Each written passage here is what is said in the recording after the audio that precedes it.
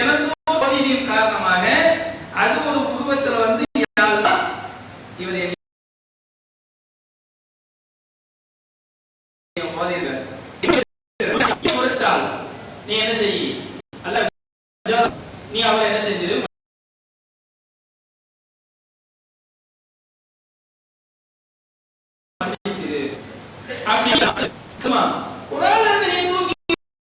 உடனே அல்லாஹ் தர்க்கத்தை பார்த்து சரி நான் மன்னிச்சிருந்தேன். அதனாலதான் ரசூலுல்லாஹ் இதுக்கு முஜாதலா என்று பெயர் வைத்தார்கள். அடுத்த இந்த சூரத்தில்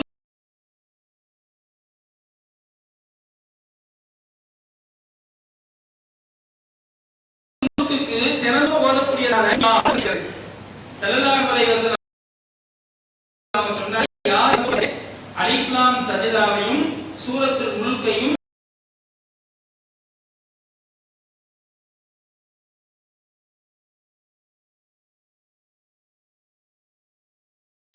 முழுமையாக ஓதி தூங்குகிறார்களோ சொன்னார்.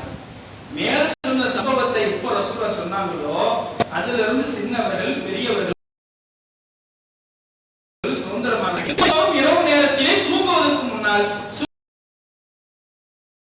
சூரத்துல் முல்க் ஸல்லல்லாஹு அலைஹி வஸல்லம் ஓதி இருக்கிறார்கள். இன்ஷா அல்லாஹ் நம்ம ஓதலாமா? இன்ஷா அல்லாஹ். அதே போன்று இன்று ஓதிய வசனங்களிலே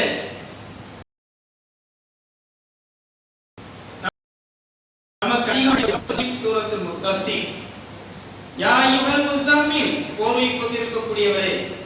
நம்ம எல்லாம் வரலாறு நமக்கு தெரியும், வகி இறங்குறது போனது. நம்ம கவனிக்கிறது என்னன்னா வருகின்ற சமயத்தில் மனைவி எப்படி ஆதரவாக இருக்க வேண்டும். ஸல்லல்லாஹு அலைஹி வஸல்லம் அவர்கள்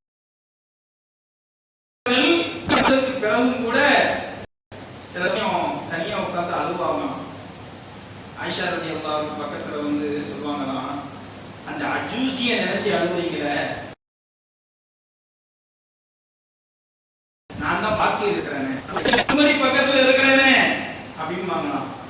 ஸல்லல்லாஹு அலைஹி வஸல்லம் சொல்லுவாங்களாம், நீ குமரிதான், ஆனா கிழவியாக இருந்தாலும் என்னை யாருமே நம்பாத அந்த சமயத்தில் என்னை நம்பி இந்த உலகத்திற்கு நபியாக அறிமுகப்படுத்துவதற்கு முதலாக துணையாக நின்றவள் என் மனைவி. கையில் ஒரு பைசா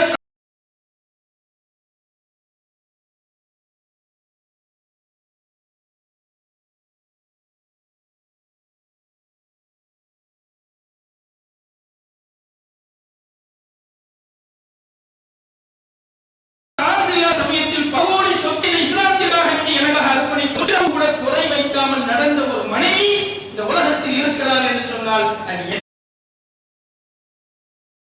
ஹதீஜா.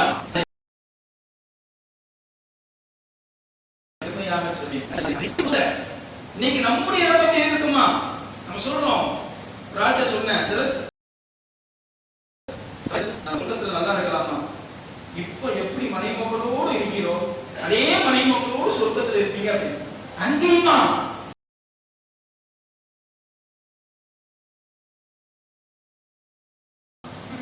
அங்க அப்படின்னு சொல்லி நான் சொன்னேன்.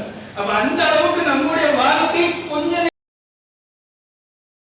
நேரத்தில் ஏதாவது முக்கிய காரணமும் இருக்கிறது என்று ஓதப்பட்ட வசனம் தகரி. ஸல்லல்லாஹு அலைஹி வஸல்லம் தன் மனைவி பேச்ச கேட்டு ஸல்லல்லாஹு அலைஹி வஸல்லம் அவர்கள் தினந்தோறும் ஒவ்வொரு வீட்டையும் தங்குவாங்க.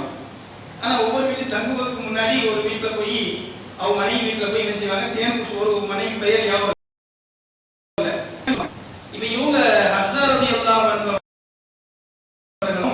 பேசிக்கிறாங்க, என்ன ரசூலுல்லாஹ் ஒரே அங்க போய் தேன் வராங்க, இன்னைக்கு என்ன செய்யணும், அவங்க அங்க போகாத அளவுக்கு ஏதாவது ஒன்று சொல்லணும். என்ன சொல்லணும், உன்கிட்ட வந்தா வாயிலிருந்து ஏதோ வாட வர மாதிரி நீ சொல்லு, ஏன்ட்ட வந்தா ஏன்ட்ட நான் சொல்றேன் ஏதாவது வாயிலிருந்து வர மாதிரி சொல்றேன். இந்த ரெண்டு பெண்ணு சேர்ந்தாலே உலகத்துல எதுவுமே கிடையாது.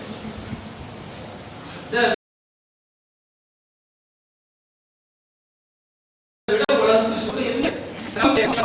3 நாள் டிக்கெட் கிளம்பணும்.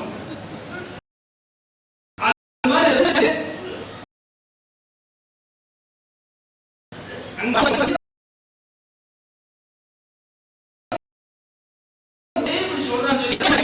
யா அய்யுஹன் நபி துஹர்ரிமு மா அஹல்லல்லாஹு லக. அல்லாஹ்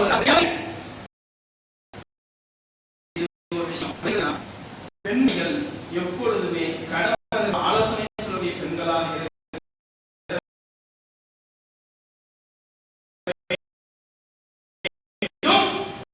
அதே சமயம் யோசிக்க வேண்டும். அதனால அல்லாஹ் குர்ஆன் சொல்றான், அர்ரிஜாலு கவ்வாமூன அலா நிசாஇ.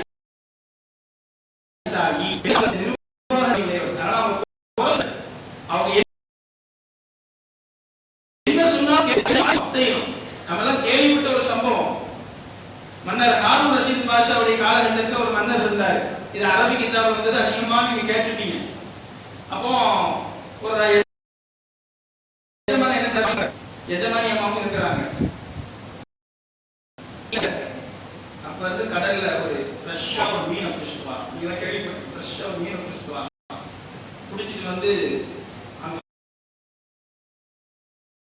வாசல் வழியா போகும்போது தம்பிக்கு வா சொல்லி கீழே இந்த மீன் எவ்வளவு,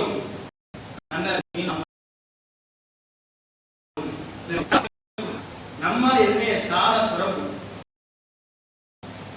நம்ப மாட்டாங்க. நீ போகாத ராச சொத்துக்குள்ள அழிச்சிருக்க, நான் போறேன்.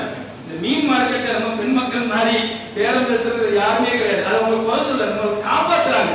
நான் மறுபடியும் வெளியே போகணும், நம்மள அவங்க என்ன செய்யறாங்க, பட்ஜெட் காப்பாத்துறாங்க.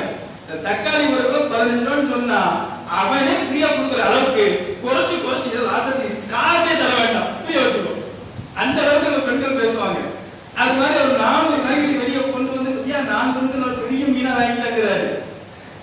என்ன நானும் சரிப்பட்டு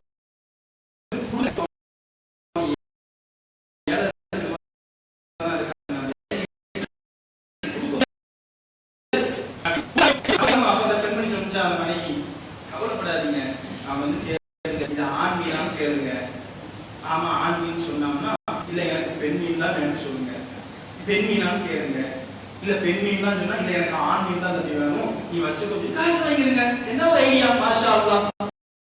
அதே மாதிரி என்ன செஞ்சாச்சு, தம்பி வா, அவர் மன்னர் இப்ப என்ன செய்யற கொடுக்குற இதெல்லாம் அரபி கிதாபுல வந்ததுதான், இதுக்கு ஆதாரம் இருக்கக்கூடாது, இது ஒரு படிப்பினை காட்டி சொல்றேன்.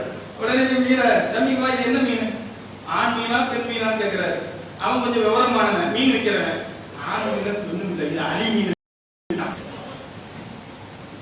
இவருடைய திறமையை பார்த்து கூட 400 கொடுத்துட்டாரு. அங்க இருந்து பார்த்து சகிக்க முடியல, இந்த 400 குடுமா, அந்த 400 அதையும் தூக்கி பையில வச்சு கொண்டு போயிட்டான்.